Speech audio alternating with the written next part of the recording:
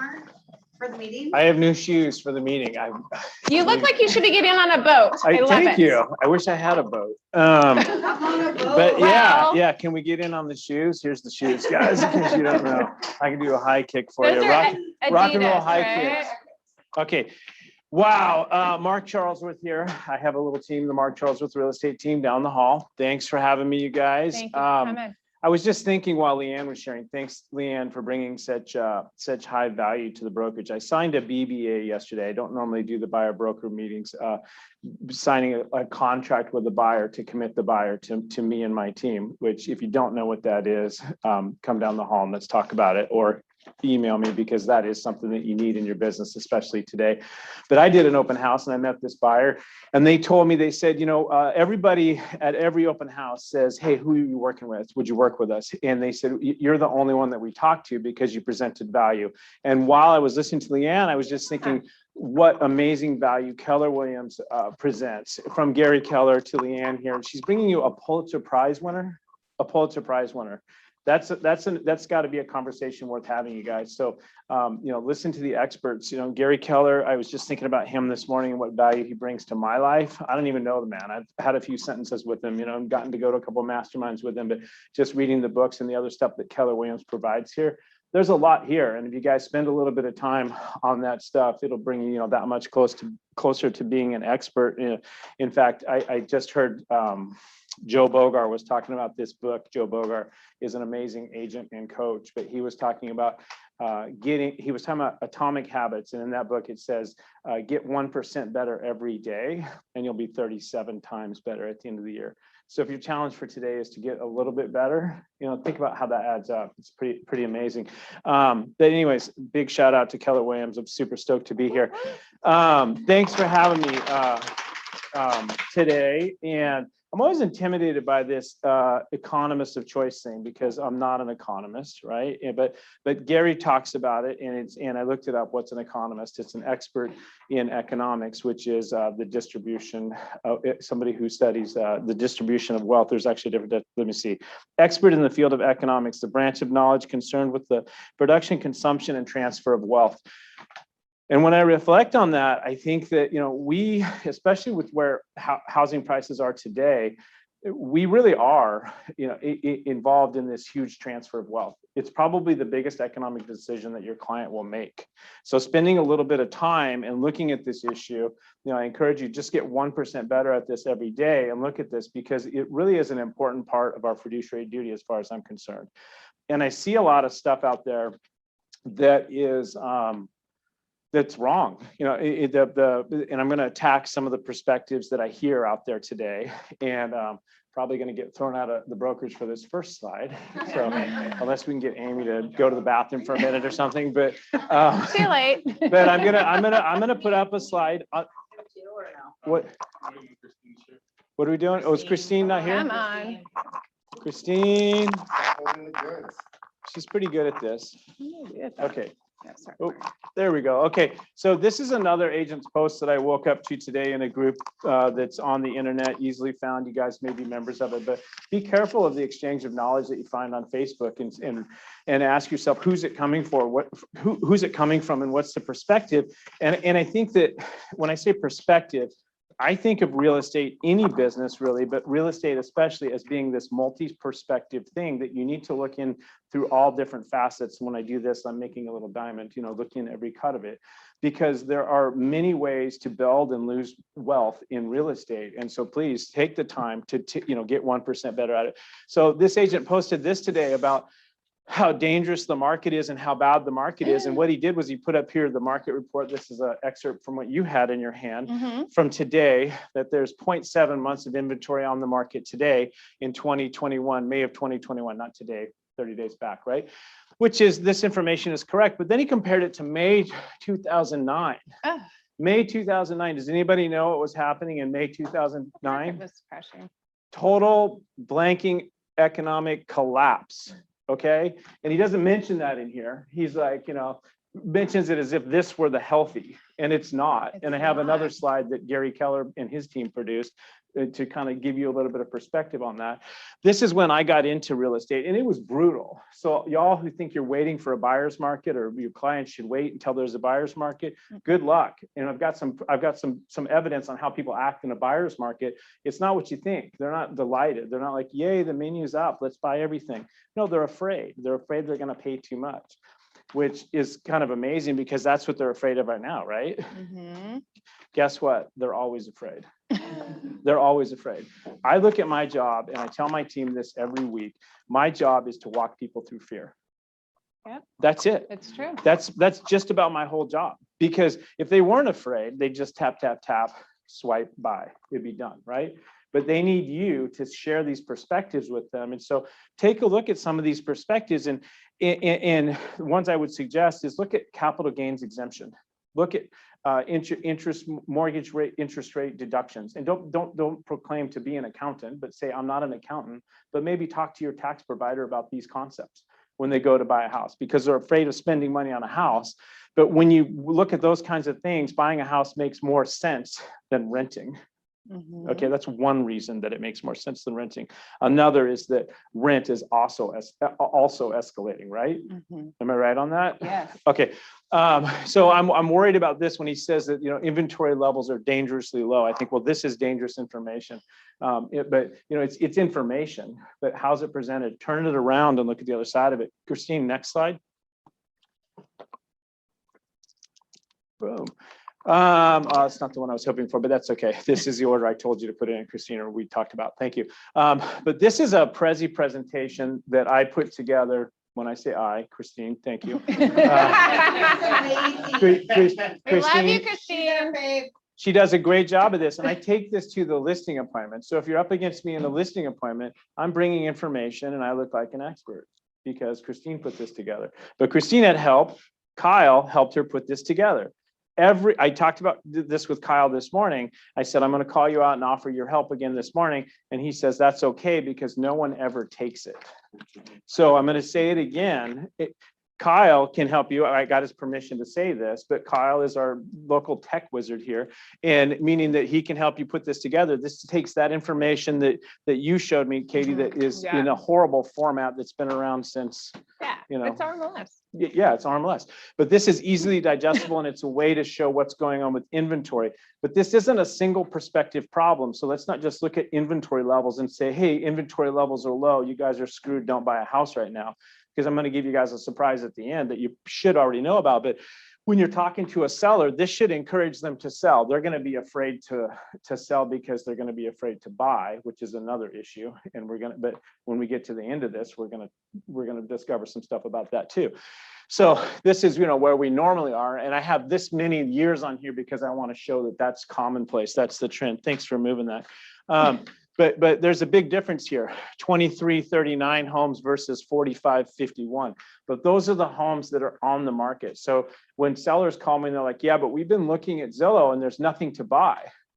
And I always say, well, okay, so you've been looking at the leftovers, okay, because the good stuff's already bought. Mhm. The good stuff gets bought, right? We all know it goes in a couple of days, right? So they're looking at leftovers. And so next slide, Christine. So this is the Portland metro market. It's even worse in Clark County. This is ridiculous, you guys. Wow. 471 homes versus 1,304. Can you imagine? I mean, Vantucky, Vancouver, it's small, but it's not that small. We're licensed there, can you please know? I love Vantucky, okay? But it's called that. You've been here as long as I have. We call it Vantucky if we want it. Okay, Vancouver. Okay, but if you're working in Vancouver. Such a snobbish Portland word, and yes, I do use it. Yeah. It's snobbish, but who made an offer in Vancouver? I did. Okay, I was thinking about moving there because I was like, Portland. But look at this gap, you guys. This is work, right? But this doesn't mean that nothing's happening in Vancouver. Homes are still selling in Vancouver. We sold one this weekend, right? And so, you have to figure that out and turn that perspective and figure out how to use that piece of leverage, right? So, like for instance, if you have an open house, don't give it away. Y'all make me sick giving your open houses away. That's lead generation, okay? I run a big team of real estate agents. I have a lot of showing agents, buyers agents, but 2 weeks ago, I was at an open house, okay? So don't be above your open house. That is the best lead generation that you can have. You will meet buyers and sellers because sellers, remember, are afraid about where they're gonna go, right? Is that true? Has anybody ever had a seller go, yeah, we'd sell, but we don't know where we're gonna go? Yeah. Well, you go to another house, okay? Okay, so the next one, let's see what else we have here. And so again, this presentation, you can put it together with Kyle. And if you do this, you and I will be the only ones doing it because nobody else has ever approached Kyle with this idea, even though I've done this thing like 15 times, right? And I'm gonna tell you guys, that wins me listings. When I'm sitting in there, they're like, wow, we can't believe you brought this. We can't believe you brought numbers on the market. I'm like, I can't either. Thank you, Christine, right? Thank you, Kyle. Sorry, wrong one, What's that, is guys. that my That was time? me. I was trying to turn my ring around. Sorry. What's up with the candles? Did I miss the important? That is part of my leadership moment. Keep going.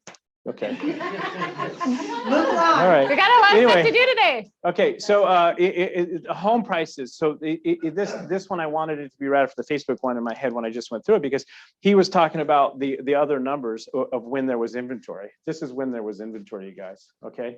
This is when there was 10 months of inventory, negative 12.5% appreciation, Right. as if that were the healthy time, okay? Turn it, look at the other perspectives, right? Where's your magnifying glass? Take a look at it, inspect it, right?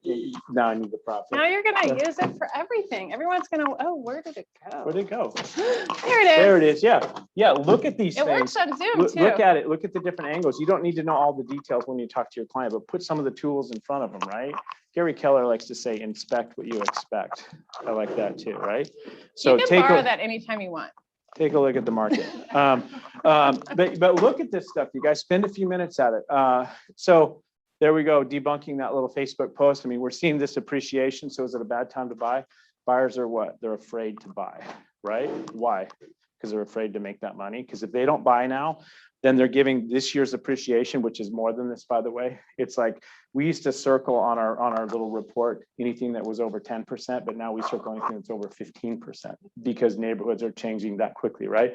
So if your buyer doesn't get in, they're afraid of paying too much, then what they're saying is that the current sellers will experience that appreciation and not them. Because as soon as your offer gets accepted, you start experiencing that appreciation, right? Well, but it's too hard. You can't beat any offers.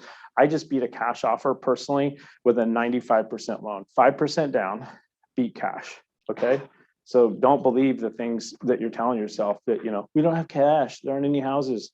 Get to work. There are willing, able, and qualified sellers who are willing to sell you their properties. And we're going to actually get to that number next one here. I think I'm taking way too long on this thing. Okay. I'm good. Okay. Yeah. I get paid by the hour, right? Okay. So weeks in the home search. This was an interesting slide that we found by accident while preparing for this today, because I was rifling through the value that Gary Keller gives us during his vision speeches at Family Reunion. Get yourself to Family Reunion if you haven't, you guys. That's been Mega Camp is next. Mega Camp. And Mega Camp is coming up, and this is a quick little teaser for those of you that are at the team meeting today, and Mark's about ready to talk about it. So pay attention, write this down. Mega Camp is coming up. We will be going to Austin. We will be going to Austin. So just so that you know, there will be an event in Austin with the Market Center #1, the very first Market Center that Gary Keller ever launched. And that team leader and I are doing a band, food trucks. We're having agents come. We're going to have a space for everybody. So plan on going to a location in Austin for Mega Camp, the motherland of KW. Okay. Mega Camp.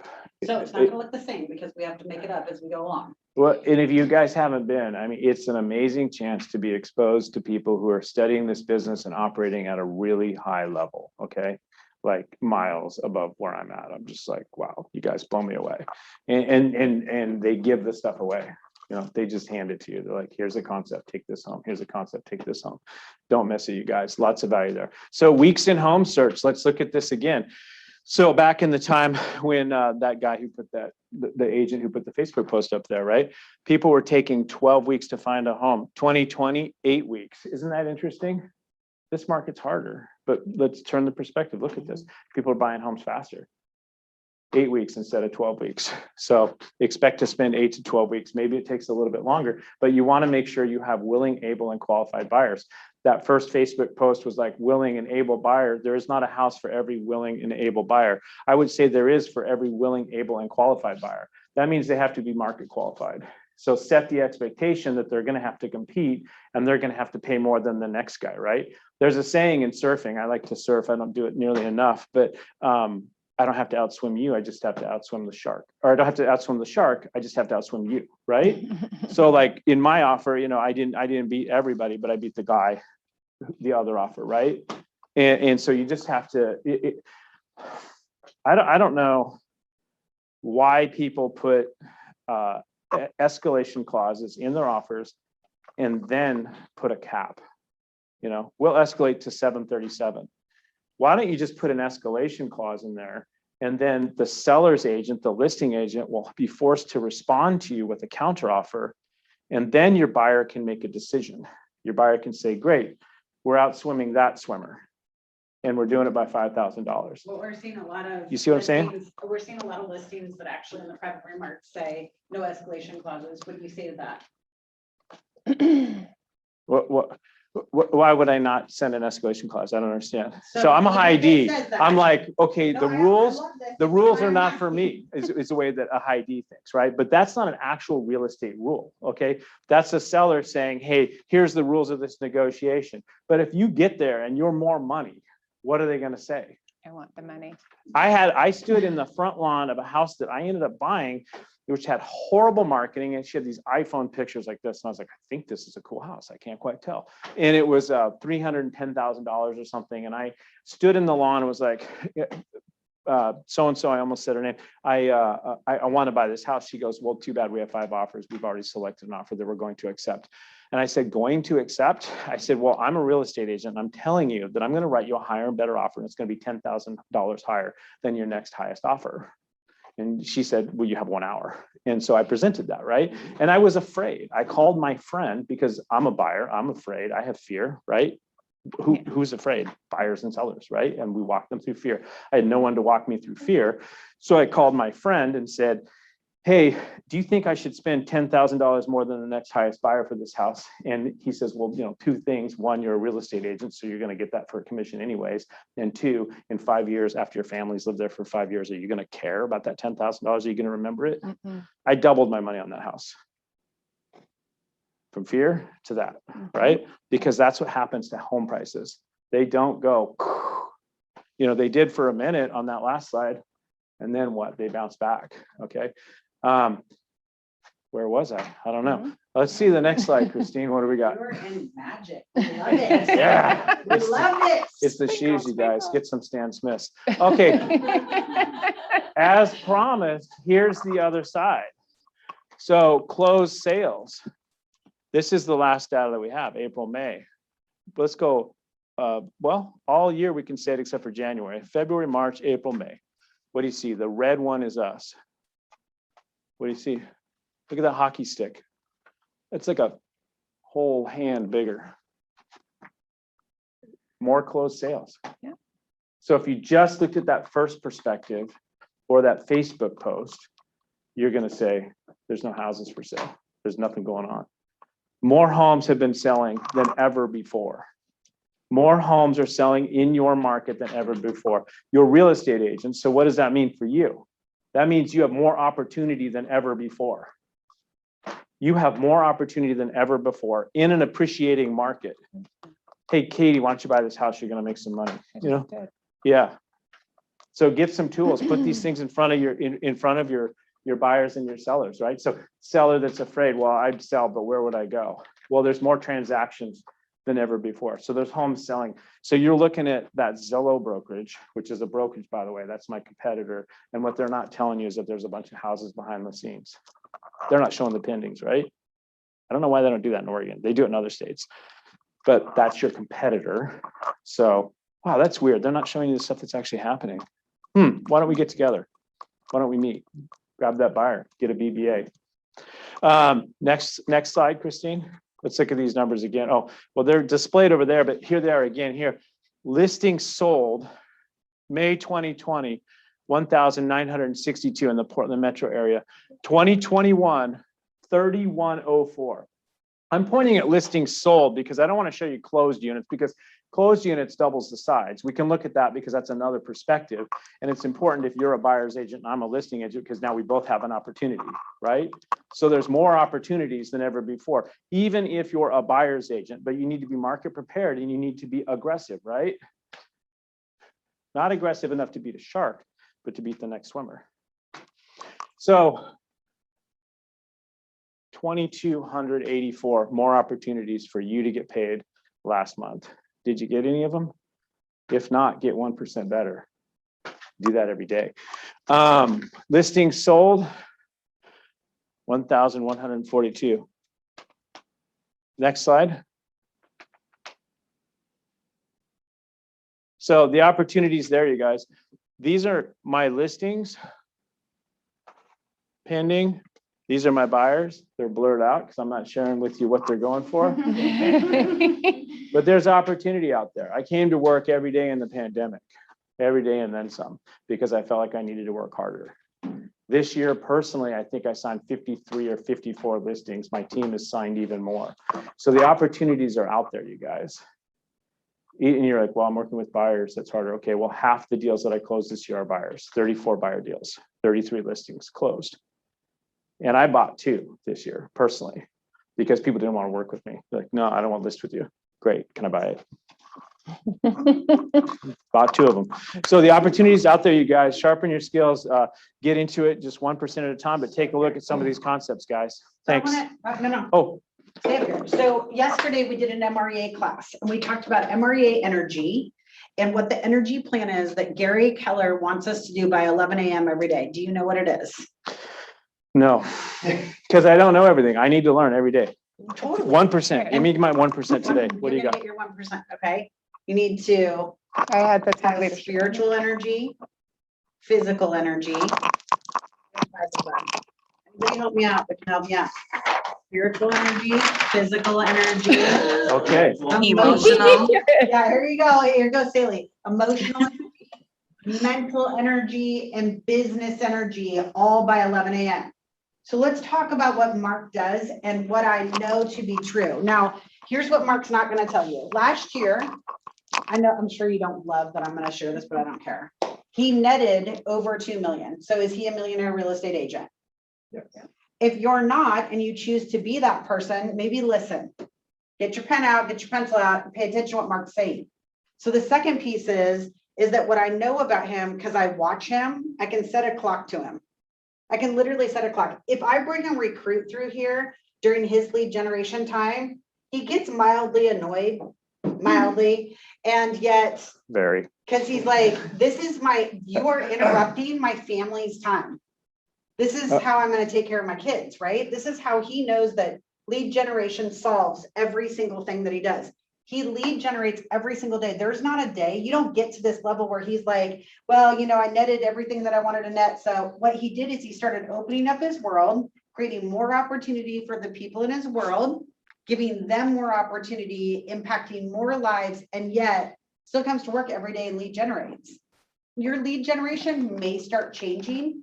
Sometimes he's lead generating with attorneys because he now has expanded his reach, but it doesn't mean that lead generation stops. And I don't hear all you guys on the phone every day. I don't watch you guys having your conversations day in and day out at an exact time, which is between 8 and 11 a.m. You might do it from 9 to 11. I really don't care. But if you haven't lead generated every day, start by 1% tomorrow. You don't have to change everything overnight, but you do need to change your lead generation skills if you want to change what your life looks like. And we do it in the morning. Doing it in the morning is nice because distractions will show up, right? Mm-hmm. So if you have pending transactions, those distractions will show up and they will grow, right? But I have an inspection and it got scheduled at 9 a.m. Dude, absolutely. Yeah. Wow. Don't go. I wouldn't go. I would send another agent, right? So I have this signing and they called me and they want me to meet them at 10 o'clock. that if that's my escrow agent, she's fired, because my escrow agent knows that she cannot call me on a dime and tell me to drive over to her office. My escrow But agent you knows. have an appointment with yourself in your future. And I what do. you do is you take that appointment as seriously as you do as a $4 million buyer or seller. You take it that serious. And so when someone calls you and says, hey, Mark, I need you to meet me at 9 o'clock, you're like, you know what? I have an appointment at that time. I can meet you at noon, right? It's a constant battle to keep that time. And by the way, if you came by with a recruit during that time, I would be annoyed because I'd be conflicted, because I do want to share and help other people grow. And I do want to share that information with them, but I also want to honor that commitment to my family, to my lead generation, right? And by the way, some of my lead generation has shifted because of the lane that I'm driving and the people that I'm calling. I now do it in the early evenings as well. And I do it on Saturdays. And I'm here with my crew on Saturdays, and Tyler's here with me, and Dalton is here with me. And we're calling people on Saturday because we know that this particular group is going to be home on Saturdays and that they're going to take our calls on Saturdays. But we do that in the morning on Saturday because distractions are going to arrive for me and for them, because they're going to get in the car, they're going to go to Costco, they're going to go to soccer, they're going to go to football or whatever it is. And for me and my business, distractions are going to show up, right? So like I was in Amy's office yesterday because an angry agent was mad that her client couldn't buy the property that never hit the market. And I was like, well, it never hit the market. It wasn't offered to you, and it was a client, it was actually a neighbor who tried to buy this property like 3 months ago from the seller for like 100,000 less. And they were like, you're ripping us off by not giving this opportunity. And it's like, she doesn't want to talk to you. Yeah. It's sold. We're done. And I had to defend, but I didn't do it in the morning. And that lady tried to blow me up all day about this. Why aren't we talking about this? I'm like, well, we're not talking about it because it's not a real piece of business. I need to go out and look for a new piece of business. And on my team, I have responsibilities because not only is it my family's money, but I have 5 people on salary in my office, and those people need to get paid. And so I honor my commitment to those people who assist me. So I make jokes about Christine doing my Prezi and that stuff, like she's doing all the work. Well, she's not. We're all doing our little parts on my team, right? And so I went and sat at a TV stand at the beginning of the pandemic at a vacant apartment, set my computer up because I had a commitment to her and the other people to keep their families fed and to keep their salaries going, right? I wasn't just like, oh, it's pandemic, I'm going to bake the hell out of this. I like big stuff, but no, I had to go do that. Yeah. So anyways. You're amazing. I really appreciate you. You are an example to us all, and I really appreciate your contributions. Yeah, well, let us know if you guys need help. I think we're going to do, I'm going to put something up, a little pop-up event online, giving you guys some more tips. I've had a few of those before. Some of you guys have shown up for it, but I'm going to do another one of those. I think I'm going to do it like on the listing presentation or something. I don't want to give you guys all my secrets because I don't want to compete against Timmy Tom Wilson. Oh, it's on, sucker. Yeah. Step down. It's on. Yeah. You just got a bunch of people motivated, so. Yeah. Did that help you guys? Yes, thank you. All right. Thanks, guys.